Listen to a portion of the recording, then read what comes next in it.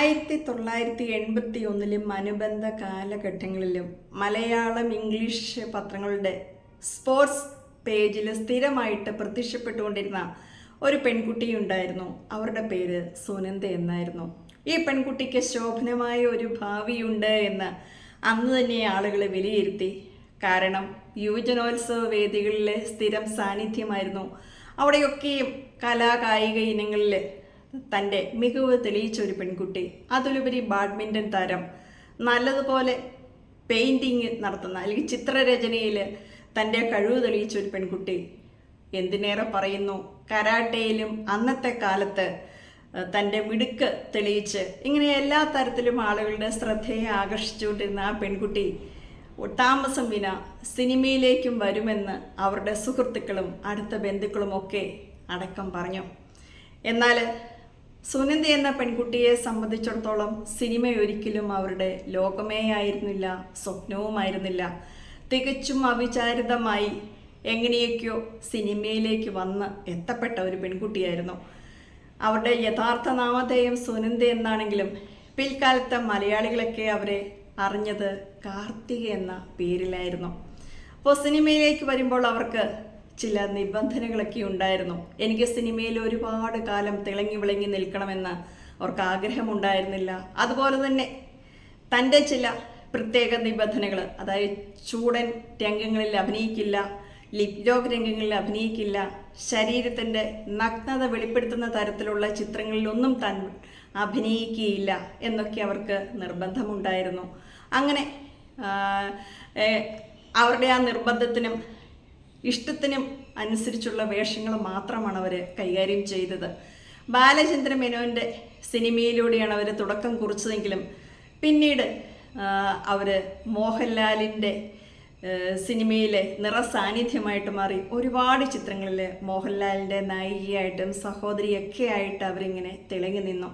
അങ്ങനെ ഏകദേശം 5 വർഷം മലയാള സിനിമയെ അടക്കി ഭരിച്ച ഒരു പെൺകുട്ടി എന്ന് തന്നെ നമുക്ക് കാർത്തികയെ വിശേഷിപ്പിക്കാം.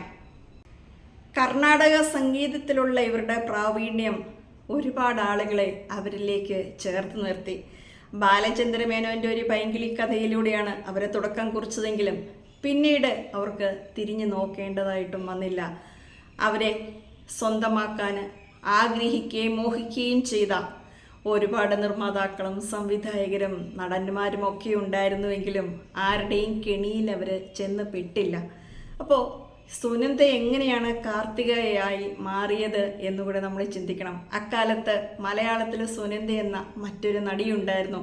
അപ്പോൾ ഒരേ പേരിൽ 2 പേര് വന്നു കഴിഞ്ഞാൽ, 2 നടിമാർ വന്നാൽ ആരെ ശ്രദ്ധിക്കും? പുതുമുഖമായിട്ട് വരുന്ന നമ്മുടെ ഇന്നത്തെ കാർത്തിക പരാജയപ്പെട്ടു പോകുമോ എന്നൊക്കെയുള്ള പലതരത്തിലുള്ള ചർച്ചകൾ അക്കാലത്ത് ഉയർന്നു വരികയും അതിനുശേഷം ഇവർക്ക് വേണ്ടിയിട്ട് ഒരു പേര് കണ്ടെത്തുവാനായിട്ട് ഇങ്ങനെ കൂടിയാലോചനകൾ നടക്കുകയും ചെയ്തു.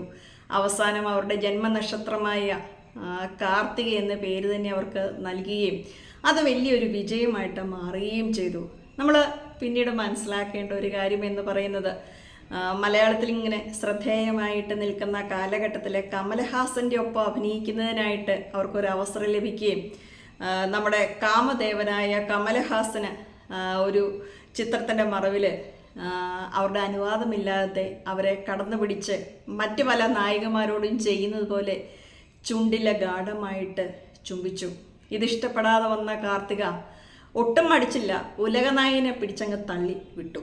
ഇത് കമലഹാസനെ സംബന്ധിച്ചിടത്തോളം ഭയങ്കരമായിട്ട് അദ്ദേഹത്തിന് നാണക്കേടായി. കാരണം അയാളുടെ കാഴ്ചപ്പാടിൽ മലയാളത്തിലെയും തമിഴിലെയൊക്കെ വലിയ വലിയ നടിമാർ കമലഹാസൻ്റെ ചുംബനത്തിൽ അതുവരെ മയങ്ങി വീണിട്ടുള്ള ചരിത്രമേ ഉണ്ടായിട്ടുള്ളൂ, ഇല്ല എങ്കിൽ നിന്ന് കൊടുത്തിട്ടുള്ള ചരിത്രമേ ഉള്ളൂ. ഇതാ മലയാളത്തിൽ നിന്ന് ഒരു അഹങ്കാരി വന്നിരിക്കുന്നു. താൻ ചുംബിച്ചപ്പോൾ ഇത്രയും ആളുകളുടെ മുന്നിൽ വെച്ച് ചുംബനത്തിൽ നിന്ന് വഴുതി മാറിയിട്ടിങ്ങനെ തള്ളി വിടുകയും ചെയ്തു. ഈ ഒരു സാഹചര്യത്തിൽ അവിടെ നിൽക്കുന്നത് കാർത്തികയുടെ പിതാവും ഷൂട്ടിംഗ് സ്ഥലത്തുണ്ടായിരുന്നു.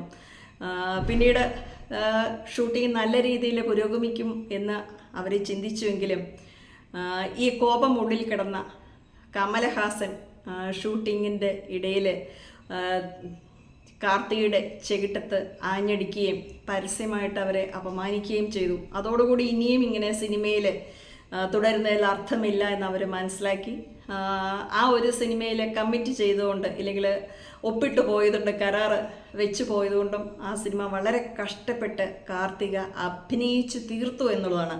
എന്നാൽ കമലഹാസൻ്റെ ഉഡായിപ്പയിൽ വേലത്തരവും അഭ്യാസവും ഒന്നും ചെലവാകാത്ത ഒരു നടിയാണ് നമ്മുടെ കാർത്തിക. എന്നാലും മലയാളത്തിലെ പ്രശസ്തരായ പല നടിമാർ നമുക്ക് പേരെടുത്തൊന്നും പറയേണ്ട കാര്യമില്ല.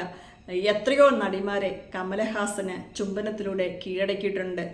മകളുടെ വരെ പ്രായമുള്ള പെൺകുട്ടികളെ ലിപ് ലോക്ക് രംഗങ്ങളിലൂടെ കീഴടക്കുക, അതുപോലെ തന്നെ സ്ക്രിപ്റ്റിലില്ലാത്ത ചില രംഗങ്ങളിൽ കടന്നു പിടിച്ച് ചുംബിക്കുക, കെട്ടിപ്പിടിക്കുക, അവരുടെ അരക്കെട്ടിൽ ഗാഢമായി അമർത്തുക, ഇങ്ങനെയുള്ള ഒരുപാട് തെണ്ടിത്തരങ്ങൾ പലപ്പോഴും കമൽഹാസൻ ചെയ്തിട്ടുള്ളതായിട്ട് ഗോസിപ്പ് കോളങ്ങളിൽ വാർത്ത വന്നിട്ടുണ്ട്. എന്തായാലും കാർത്തികയെ സംബന്ധിച്ചിടത്തോളം കമലഹാസൻ്റെ ഈ തോന്നിയാസങ്ങൾക്കൊന്നും നിന്നു കൊടുത്തില്ല. അതിലും അഭിമാനം തൻ്റെ വ്യക്തിജീവിതത്തിനുണ്ട്.